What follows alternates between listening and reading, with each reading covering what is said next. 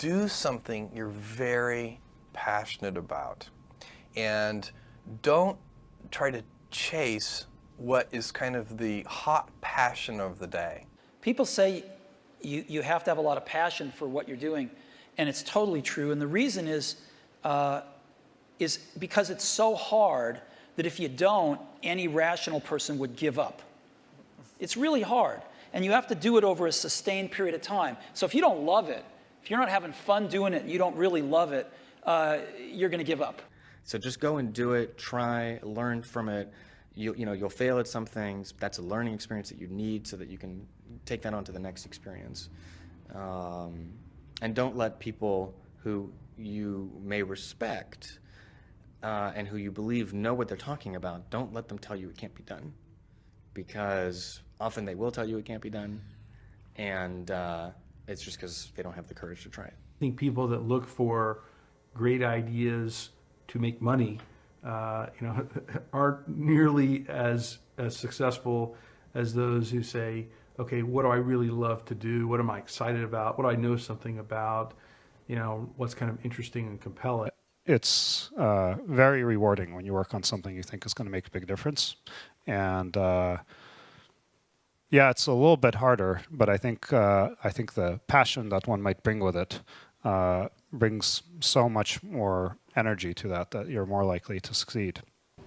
You have to have an emotional investment in what you're doing. If you don't love what you're doing,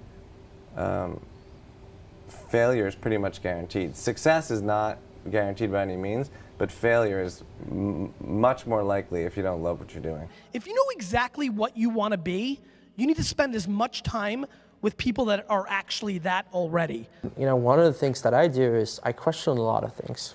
And you can do that in a good way and a bad way, but hopefully if you try to get people to motivate why they're doing something and their way of thinking, the worst thing you can end up with is a situation where you get told, well, this is the way it's always been. Mm-hmm.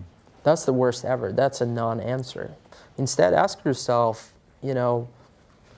given everything we have today, is there a way we can make this better? And so when we're coming up with ideas, we always ask ourselves, what kind of new market is this creating? And then also, what part of my day and what problem is it solving? And so I've gone as far as taking an entire catalog of my day from the moment I open my eyes and writing down every single thing I do. And then asking myself, is there something here? If you're not coming up with 10 ideas a day, that's why I have this thing. If I'm not filling up this page every single day, then my idea muscle will atrophy. And I started this in 2001, and I still do it every single day. You have to come up with ideas every single day, or the idea muscle atrophies. The good news is, after about 6 months of doing that, you're like a machine. People get surprised at how many ideas you could just have anywhere. But understand that naturally nobody is interested in your idea. The world could care less, and you have to persuade them, and you have to show that you're the one person out there that can do it. When it comes to changing the world, what I learned from Steve Jobs is, if you believe in a Macintosh, if you believe in iPhone, iPod, iPad, if you believe enough, then you will see it. Because other people will believe in it. Other people will create software. Other people will create products. So you need to foster the belief in what you are dreaming so that it becomes a reality, which is very different than saying, I don't expect anybody to believe it until I see it. You need people to believe it before they can see it. Don't necessarily think that you have to have the home run and the huge Apple computer on your first start. I spent a long time in my life with skills just building little devices for fun. For fun is one of the key things, because that drives you to think and think and think and make it better and better and better than you ever would if you're doing it for a company. Build things at first for yourself that you would want. For somebody aspiring to take things to the next level or to even surpass their wildest dreams, there's always going to have to be an element of luck, but I think more important is putting yourself in a business that can be ubiquitous, that really doesn't have limits. Because otherwise, there's always going to be a grind to it. But if the business, if it can't be something that you can visualize every business using or every consumer using, it's going to be tough to scale to be big enough or to have the perceived value. You want an idea about which you can say, I know it sounds like a bad idea, but here's specifically why it's actually a great one. You want to sound crazy, but you want to actually be right. Because when you're trying to differentiate, when you're trying to do something different, there's going to be that gut moment, that gut sense. Is this right? Is this not right? If you're not having doubt, you're not pushing the boundaries far enough. Don't think about how do I get big fast.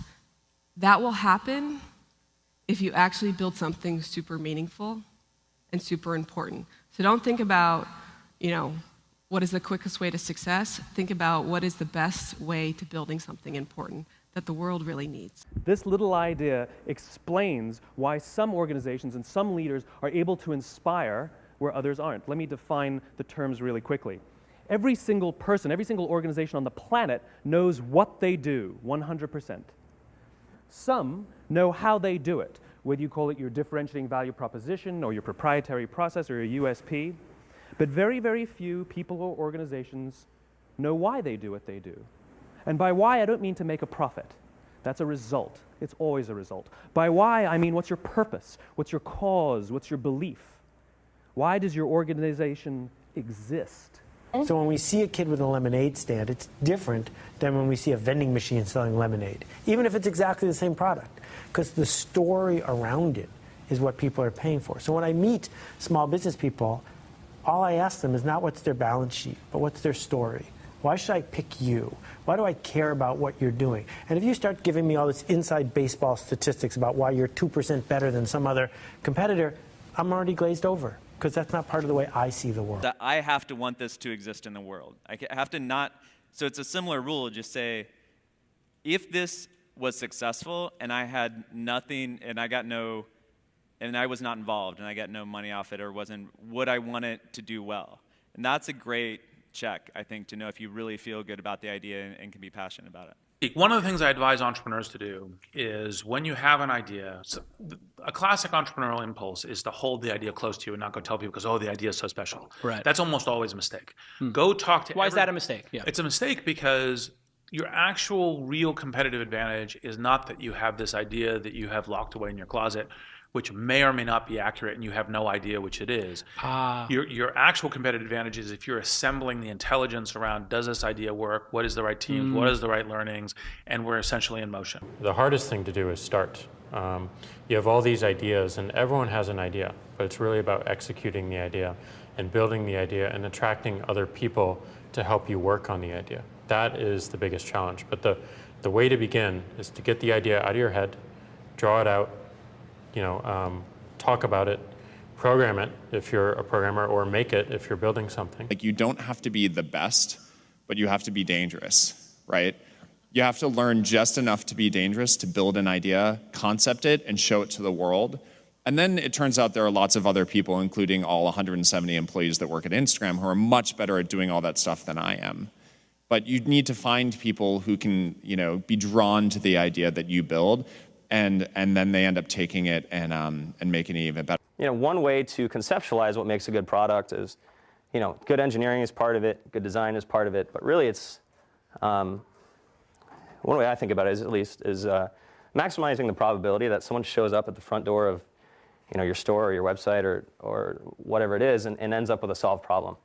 And oftentimes the best methodology is to start with the perfect experience with just one person, get that right, and then figure out how to scale something great instead of scaling something not so great and then trying to improve it. That's really hard to do. And so I think when you are starting a new business, you don't want to go after giant markets. You want to go after small markets, and you want to take over those markets quickly. Constantly seek criticism.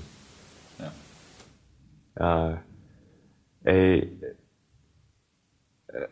A well thought out critique of whatever you're doing is as valuable as gold. And you should seek that from everyone you can, but particularly your friends. If you're not utilizing an online community, then you're at a disadvantage to those who are. You can be asking online communities what they think about your ideas, or if they have any advice with what you're working on. Not only will you hear from people who are passionate about the subject, but you'll be hearing from people all around the world, each with their own experiences and stories that can help you. And there are a lot of people from whom we can learn a lot. And I think like, you know, the one piece of advice is like, don't underestimate anyone you come across ever. Right. Like whether they're, a blue collar worker waiting for the bus, or they're, helping you they're the server or bartender at the restaurant, or they're a lower ranking employee. I mean, the smartest leaders I've ever seen have always gone around the room and asked for everybody's opinion. Most startups that fail do it ultimately because they did not make something that people wanted. They made something that, that they thought people would want, but they were either in denial about it, whether it was actually any good, or somebody else came along and made something that people wanted even more. The best piece of advice that we've figured out as we've been doing Foursquare is not to let other people distract what you're doing. There's always haters that say, your idea is stupid, this idea is never going to work, don't even bother doing that because someone else is going to do it before you do. And if we listen to all that feedback that we were getting, all that negative feedback, we would never have built things, we would never have prototyped things. And that's how we really got to where we are. Like, we saw things that we wanted to build, and we just went out and built them. And it turns out when you build stuff that you like to use, there's a good chance that there's thousands of other people that want to use it too. And so it's not just about doing focus groups, it's not just about double checking your vision, it really is about integrating this concept of testing our ideas rigorously throughout the product development process, throughout the marketing process, even as we scale up. But what you really need to do is think about what is the smallest possible test that I can run for this idea, for this concept, for this theory, get it out there, and get customers using it. Because your customers are going to be the ones to tell you if it's really working or not. Like there's almost this expectation that you have to have in your mind this sort of, I'm going to change the world, sort of make a dent in the universe kind of ambition, right? But it's actually okay early on to just kind of solve small problems in layers until you actually get to a point where you have the capacity to do that. What this all comes down to is doing something exceptional for your users, whether it's in community, whether it's in connection, or whether it's in design. This is our big advantage as a startup, is that we can actually get away with doing this. We can make this the core part of why we're doing business. I think you should be spending your money on teaching and sharing, and so that might mean hiring a writer or two, perhaps, instead of a marketing person. And start writing and start getting people to listen to what you're saying. You can't talk about yourself all the time because no one's going to come back for that, but you have to talk about things that are relevant to your industry or ideas that you have and start to build that audience up. I do think that one thing that's important is, especially if you're a founder or a technical founder, is to realize that you can't do everything, and even if you can, you shouldn't. You should find a great partner no matter what it is that you're doing, and you should look for someone who is very high intelligence, very high energy, and very high integrity. And you need all three of those, and you can't compromise on any one of them. Otherwise, you'll end up with either someone who's not smart, which does you no good, or someone who's not hardworking, which also does you no good, or the worst case is you end up with a smart, hardworking crook who ends up working against your interests. And integrity is something that takes a lot of time spent with someone to figure out. The most important thing when you're working with people early is that you guys line up on what your goals are. That sounds really basic, but you can totally, it can be fine. You can want to build a small business that makes money and you don't have to go to an office every day. Or you can want to build a huge company. You can want to build Google. But I think you have to be really, really aligned on that. When a lot of corporations they might call them core values or guiding principles or so on, but the problem is usually they're very lofty sounding. They kind of read like a press release the marketing department put out. They sound just like their competitors, and maybe you learn about it on day one of your job, but then it becomes this meaningless plaque on the lobby wall. Well, we wanted to come up with committable core values, and by committable, meaning we're willing to hire or fire people based on those values, completely independent of their actual job performance. The definition of values is they're the behaviors or principles that you religiously adhere to within your company. When I say religious, I mean that no amount of data will sway you from those principles, and the degree to which that you have the courage to maintain your conviction around those ideas is the degree to which you're going to be successful over the long term.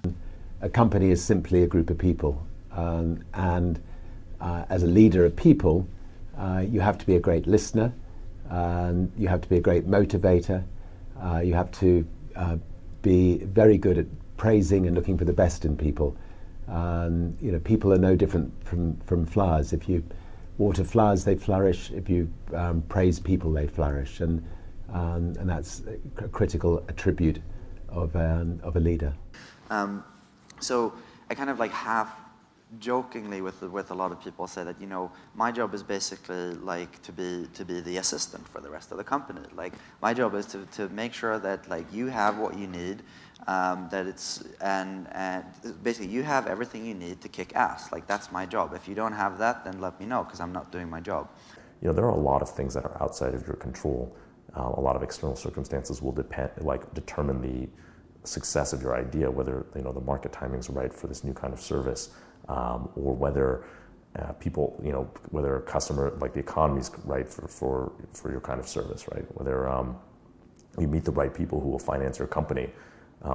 Many external circumstances are like outside of your control and but will affect the outcome, and you have to be okay with that. Another quality that I think is important is kind of being flexible-minded or open-minded. I'm not saying you shouldn't have a vision for your idea or your product, but you need to be open to changes. So many things go wrong when you're starting a company, and often I think people ask, what mistakes should you avoid making? And my answer to that question is don't even bother trying to avoid mistakes because you're going to make tons of mistakes, right? And the important thing is actually learning quickly from whatever mistakes you make and not giving up, right? And I mean, there are things every single year of Facebook's existence that could have killed us or made it so that it just seemed like moving forward and making a lot of progress just seemed intractable, but you just kind of bounce back and you learn. And nothing is impossible. You just have to kind of keep running through the walls. The two things we really zero in on people are, two things. They sound simple, they end up being very difficult. Courage and genius. Courage is the one we talk about a lot because it's the one that people can learn. Courage, which is to say not giving up in the face of adversity, just being absolutely determined to succeed, is something that you can like force yourself to do. It can be very painful. You can force yourself to do it. The genius part is a little bit hard to force yourself to do. Courage without genius might not get you where you need to go, but genius without courage almost certainly won't. And I think the reality is just, not quite so glamorous. There's there's an ugly side to being an entrepreneur. And also just more importantly, what you're actually spending your time on is just a lot of hard work. Sam mentioned this, but you're basically just sitting at your desk, heads down, focused, answering customer support emails, doing sales, figuring out hard engineering problems. So it's really important that you kind of go in with eyes wide open. Optimism has a place, but I think even more so for the first-time entrepreneur, you need to be pragmatically pessimistic. What I mean by that is you need to define all of the worst-case scenarios in terms of financial loss, time loss, etc. Look at what you will learn if that happens and accept and come to terms with that before you ever start. If you don't do that and you go straight into battling the world, trying to conquer the world with rose-colored glasses on, the first time you hit a major hiccup, you're going to become really demoralized and you will quit. If you don't love it, you won't make it through the long period of pain that is inevitable. So make sure that you take care of yourself during the process. Make sure that you take care of your mental health, your physical health while you're doing it because it's a long road.